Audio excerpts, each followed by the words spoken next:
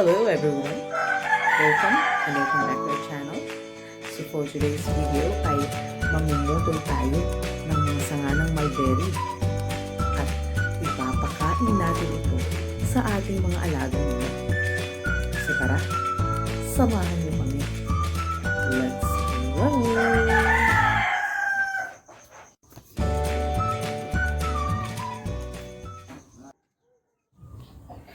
Ito ang mulberry, isang simpleng prutas na may napaka-rich na history. Makikita sa Asia, Europe at maging sa Amerika. Matagal na itong pinagkukunan ng sustansya ng iba't ibang kultura.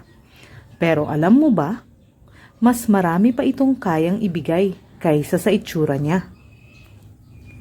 Ang mulberry ay pwedeng white, red o deep purple. At bawat maliit na berry ay loaded ng nutrients. Kaya isa talaga itong underrated superfood.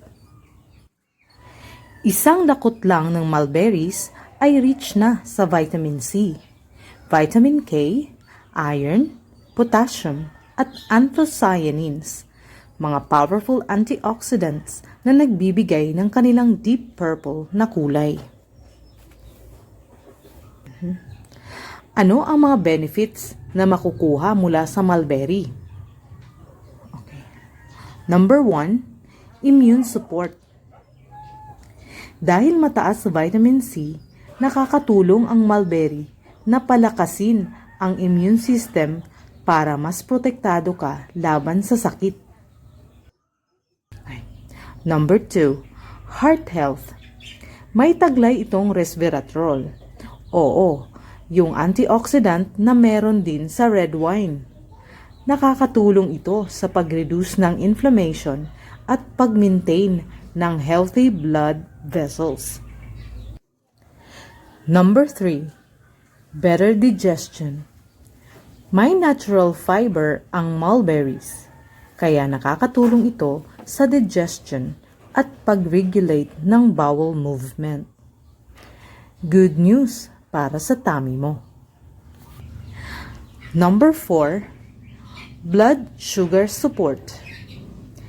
May compounds ang mulberry na nakakatulong pabagalin ang breakdown ng carbs. Ibig sabihin, mas stable ang blood sugar levels. Number 5, skin and anti-aging. Dahil sa antioxidants, nakakatulong ang mulberry labanan ang oxidative stress, resulting in mass glowing, healthy, at youthful-looking skin. At dito sa aming integrated farm, hindi lang namin napapakinabangan yan, pati rin ang aming mga alagang mga manok. Dahil mahilig kumain ang aming mga manok ng mga dahon nito.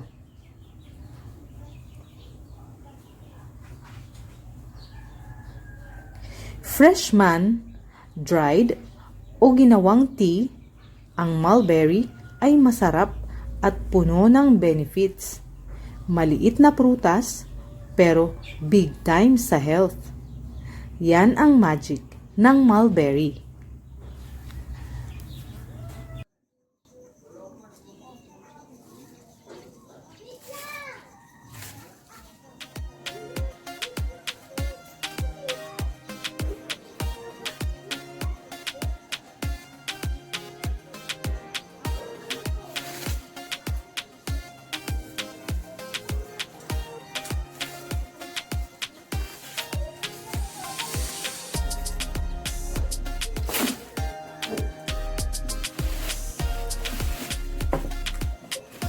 Ayan, so tapos na tayong mamutol ng sanga ng mulberry. So dalhin na natin to dun sa manukan.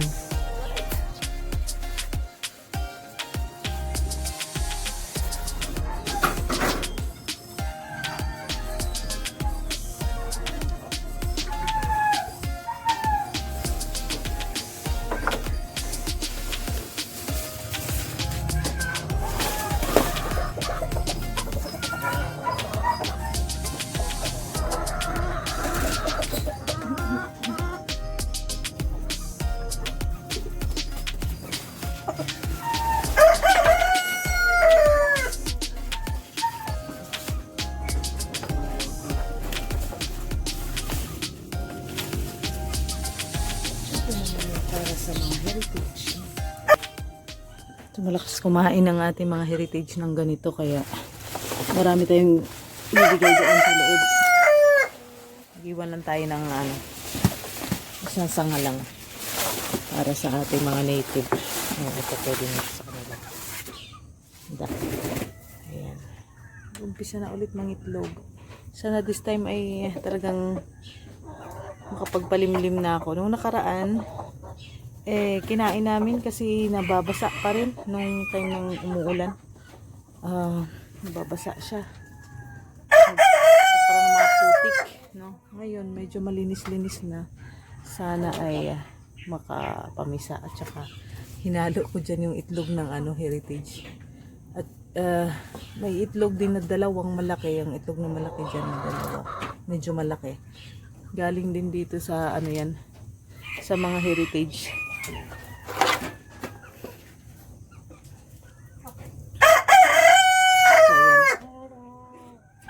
Pagkain na tayo. Excited na sila. Kayo. Nagmumuni-muni pa kayo dyan. Napansin ko lang kasi yung mga native chicken naman, nakakapanuka naman sila dyan ng mga dahon-dahon. Dahon ng kamote, yan. Nandyan sa may bakod. Natutuka nila yan. Dahon ng oregano. Ito. Yan. Kita natin. Ayan. Kagagawan nila yan. Kaya yung oregano hindi gaanong maka-flourish kasi pagka naabot nila, ayan o. Pagka naabot ng tuka nila, nakakain nila. Pero yan talaga ang purpose ko, kaya tinanim ko to dito. Tinanim ko tong mga oregano kasi ekstrang pagkain din nila yan. Natutuka-tuka nila itong mga dahon, no? Mga dahon ng kamote. Ayan. Natutuka nila yan pagka nagkaroon na ulit ng shoots, ganyan, kagaya nito. At kaya nilang abutin, siguradong kakainin nila. Ngayon, pakain na natin to. Mulberry talaga ang content natin ngayon. So, dali na natin to sa ating mga alaga sa loob.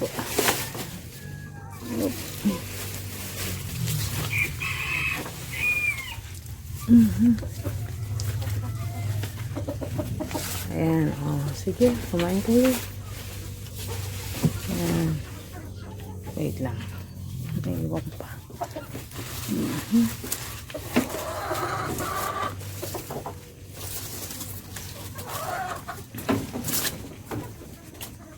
Ito pa,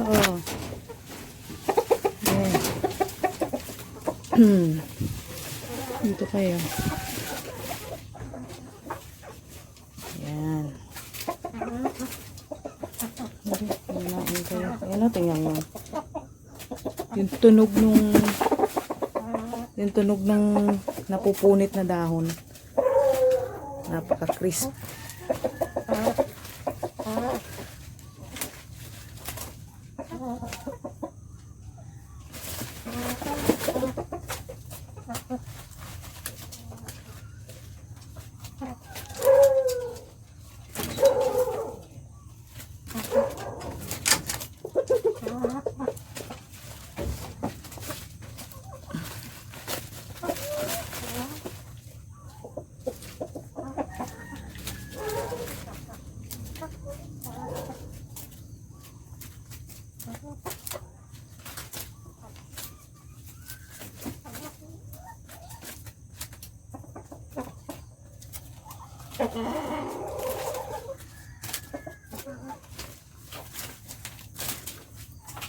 May nakita akong farm, no, ng mga heritage chickens.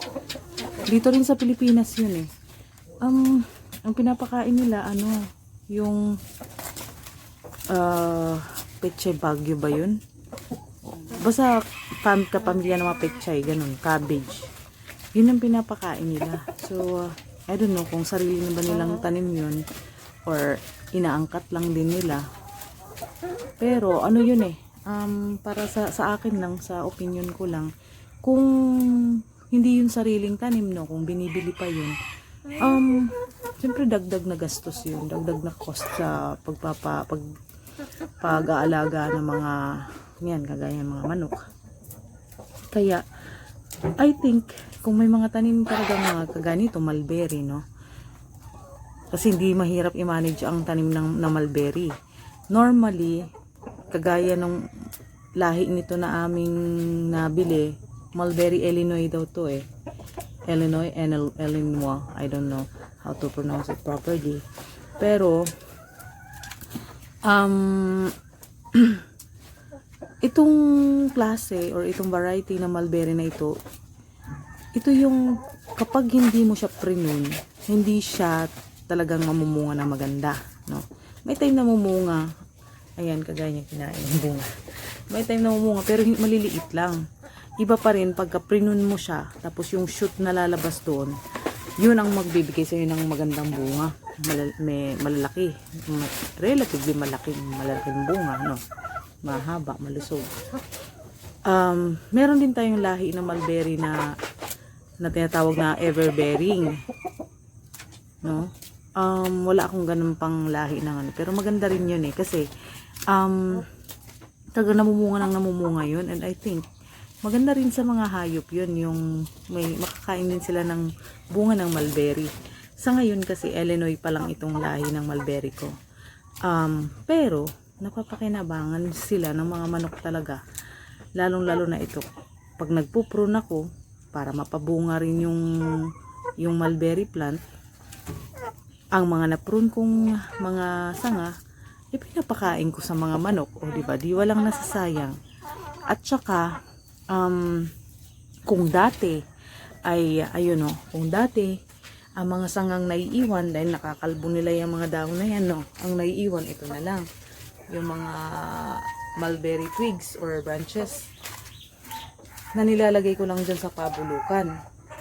Nung nakaraan, na-discover ko na kahit pala mahahaba yung sanga, eh kapag naibabad siya sa tawag dito, na-expose siya sa tubig, no, kumbaga nakaano lang, yung discovery ko is yung sanga, no, nakalatag lang sa lupa, tapos dun siya sa part na itapon ko dun sa part na may mga tubig, sa may malapit sa kanal. Napansin ko nabuhay siya. So kaya ngayon ang iniisip ko, experiment lang naman ito, hindi ko rin sure kung talaga mabubuhay, kung ano ang matira dyan ng mga sanga, no. Syempre gugupitin ko yung sobra-sobra. Yung sanga na may iwan, guro bukas, no, kinabukasan, kalbo na yan talaga totally. Ilalabas ko na yan, tapos itutusok ko doon sa malapit sa kanal para let's see kung mabuhay kaya. Maganda sana kung panahon talaga ng tag-ulan, no, kung noon ko na discover yan, siguradong bubuhay dahil mahilig ito sa matubig. Pero try natin doon sa may malapit sa kanal, itusok natin siya, diba? Hindi natin, malay natin baka mabuhay. So yan, para wala talagang masayang. Kung sakaling mabuhay man itong mga sanga na ito, tutusok natin doon sa labas. Matangkad na rin yung style ng pagtatanim ko, na parang cloned mulberry talaga. Pag nabuhay na parang mabilis na siyang mag-flourish talaga. Hindi from maliit na yung from maliit na cuttings tapos matagal pa siya. Kagaya nung umpisa nung nabili ko sa yung original na puno na to, nabili ko sa online, no. Maliit lang siya noon, maliit lang na sangha, tapos meron naman ng meron ng tumubo na, may shoots na siya. Pero maliit pa. So ang style ko ng pagtatanim dito, gaya nga nung mga nakaraang kong video, inaano ko siya, yung tawag dito, yung nakalimutan ko. yung minamarkot o layered. Pero ngayon, subukan lang natin dahil nakat ko na ito eh. Itong kunwari, ito isang buong sanga na ito, puputulin ko lang yung mga edges niyan, no? Tapos tutusok ko na dun sa lupa. Let's see kung may mabuhay kaya. Dun sa part na maraming maladalas basa, kasi yun ang gusto ng mulberry, yung mamasa-masa yung lupa. So yan. Hi.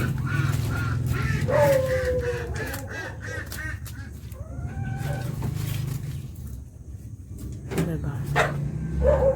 Marami kang tanim na ganito, di lagi nang may makakain na mga greens ang mga manok kahit na nakakulungan sila.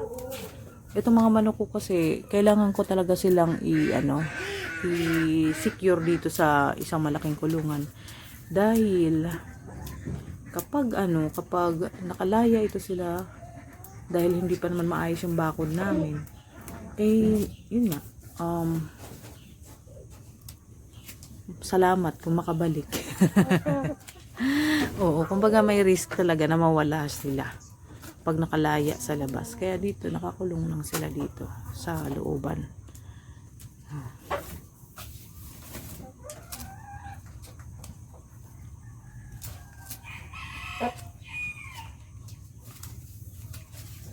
Nakakatuwa sila tingnan pag nanginginain na ganyan.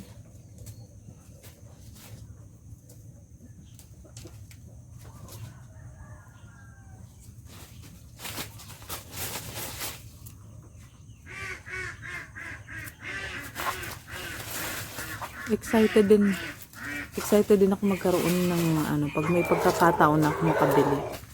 Pag may pagkakataon na ako makabili ng everbearing mulberry, gusto ko rin magkaroon ng ganung lahi ng mulberry kasi sinabi mong everbearing, no? Namumunga siya ng kusa at saka everbearing talaga. Ibig sabihin all year round may bunga siya, no? Nakakatuwa yun. Kahit hindi ka mag-prune, namumunga siya. Napansin ko lang yun dun sa halaman, nakita ko yung everbearing. Di naman prinun, pero namunga. Hindi ko lang sure kung gaano kalalaki yung mga bunga din yun. Pero, anyway, regardless kasi, kung ang purpose ko naman diba, pampakain sa mga manok. At sometimes, pag trip namin kainin, ganun. Pero malaking tulong kasi sa pag-aalaga namin dito ng mga manok. And syempre hindi lang naman din manok ang pwedeng kumain yan. If in case lang talagang magkaroon tayo ng pagkakataon, no, na makapag-alaga din ng kambing, di meron na tayong pwedeng ipakain sa kanila. Hi. Tutok ka pa sa camera, ha? Nakakatuwa.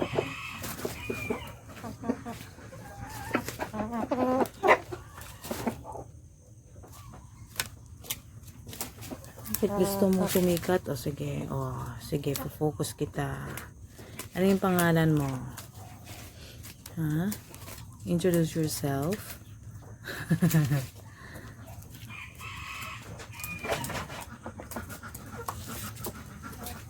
Nakakatuwa pakinggan yung tunog ng yung tunog ng dahon na napupunit.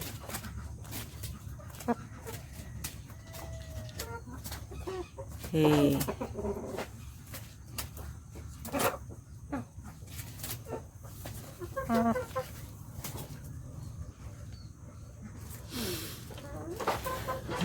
Okay, sige. Mahaba na yata itong ating video. So that's it for now. Thank you guys for watching. Don't forget to like and share this video. And mag-invite na naman ako kung sino ang may gustong maging member ng channel. Our membership is now open and available. Sa pag-purchase nyo ng aming membership ay matutulungan nyo kami para kumita kahit paano sa aming channel. So, thank you in advance sa mag-purchase ng membership.